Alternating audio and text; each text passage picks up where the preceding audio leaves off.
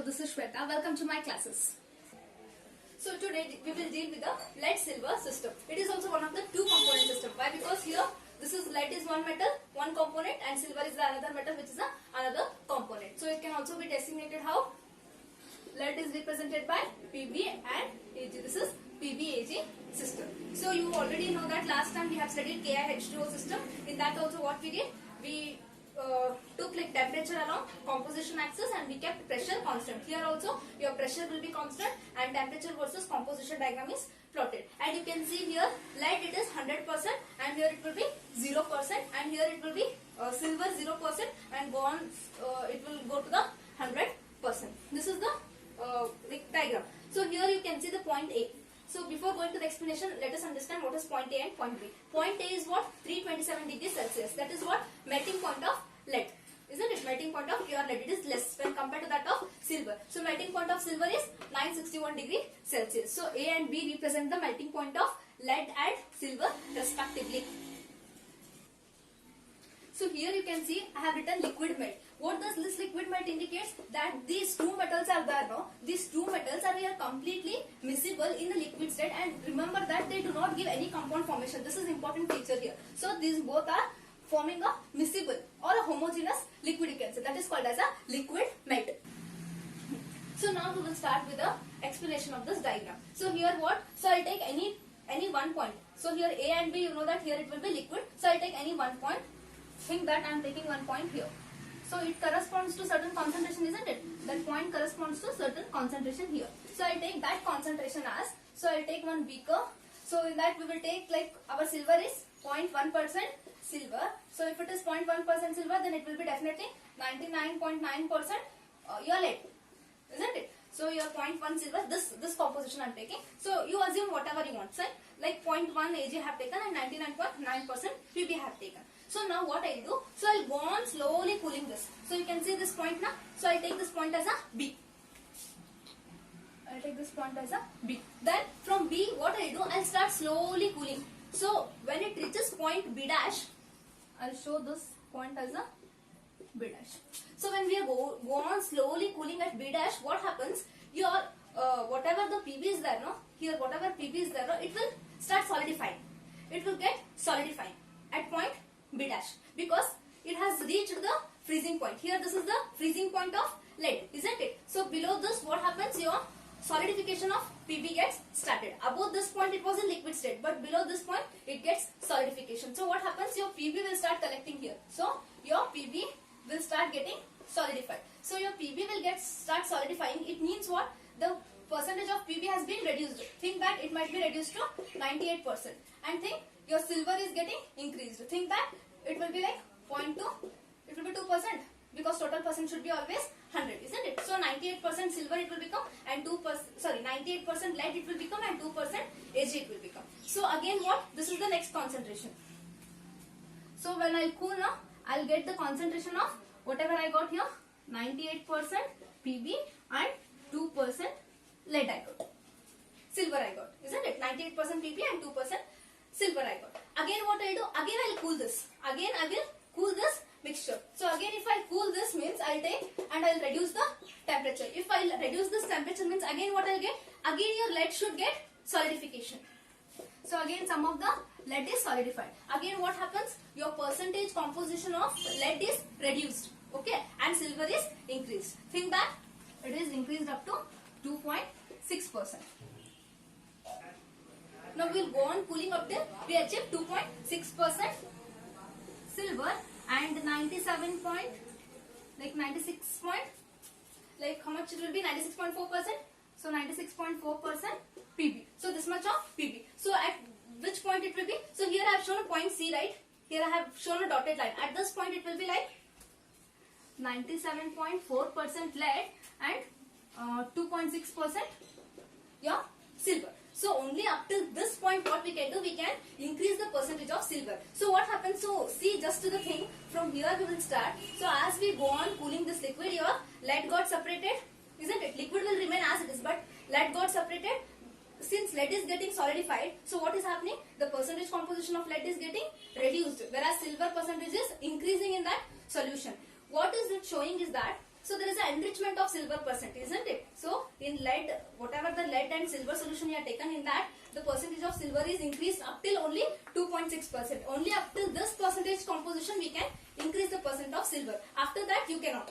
Okay, because both will start solidifying. You know that once it reaches this eutectic point, here C is called as a eutectic point. You already know in KiH2 system, isn't it? So if it crosses this eutectic point at 300 degrees Celsius, at this percentage composition, what happens? You will achieve the eutectic composition. So beyond this temperature, whatever you do, both will get solidifying. Now even Ag will solidify and Pb will also get solidifying. So only 2.6% Ag can be separated.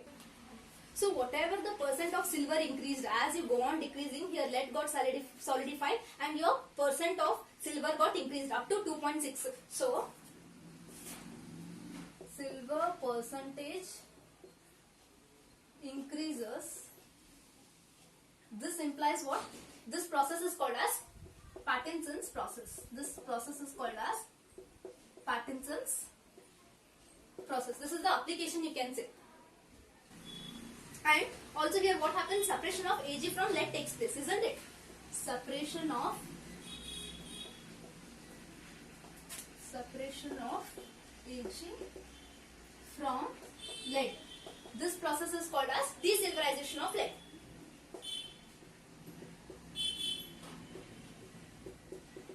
Desilverization of lead. Okay, so here we will come across these two words. Silver percentage goes on increases. This is called as Parkinson's process. What we are doing?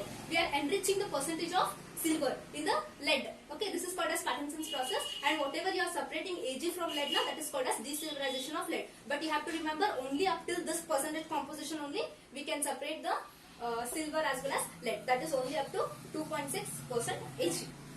So now you have to study what?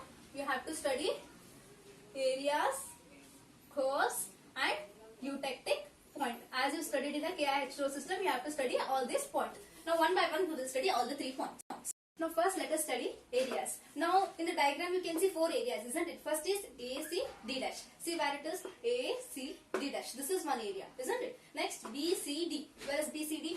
BCD.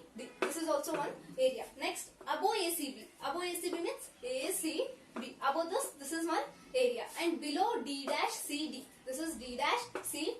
Below this is also there is one area. So totally there are 4 areas. Now you can see ACD. Here in this area what is happening? Your solid lead is in equilibrium with the liquid melt. You have to write about each area. Solid lead is in equilibrium with the liquid melt. In area BCD what is happening? See that your silver is in equilibrium with the liquid melt.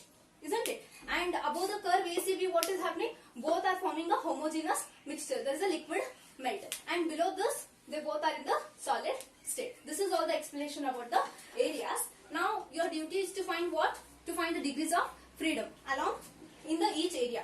So F is equal to dash. So what is, how many component system it is? It is 2 component system. And how many faces are there in each area? There is 1 face in each area.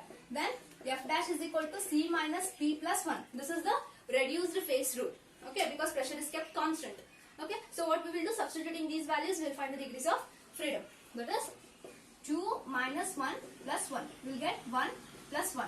So F dash is, how many degrees of freedom you are getting? 2, which implies bivariant system. So bivariant system means what?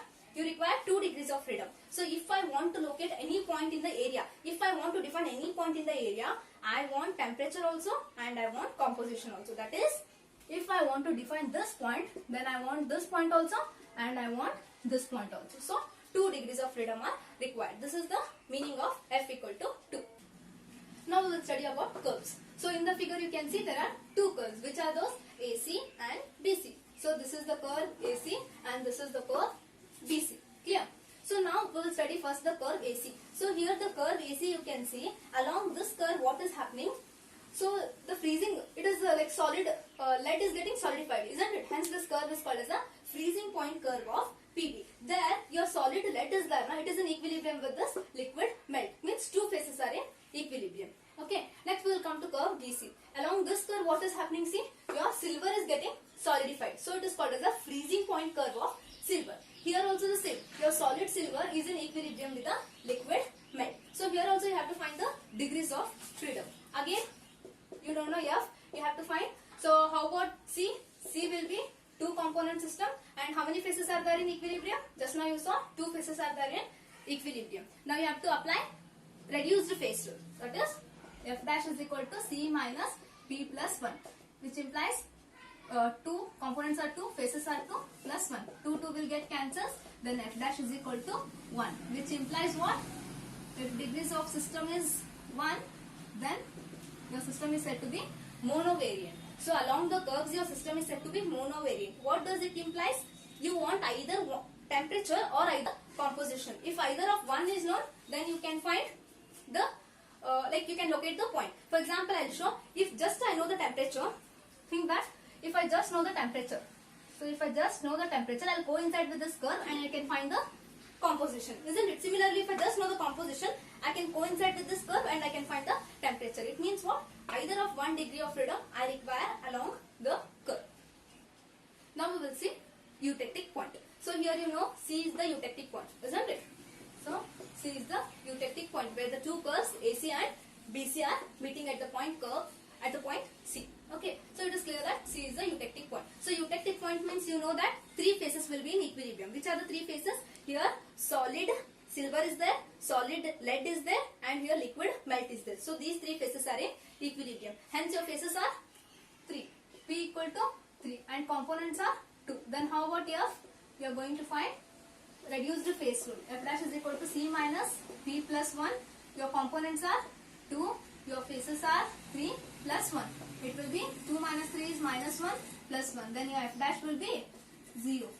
Isn't it? They both will get cancelled, which implies invariant system. Okay. What does invariant mean?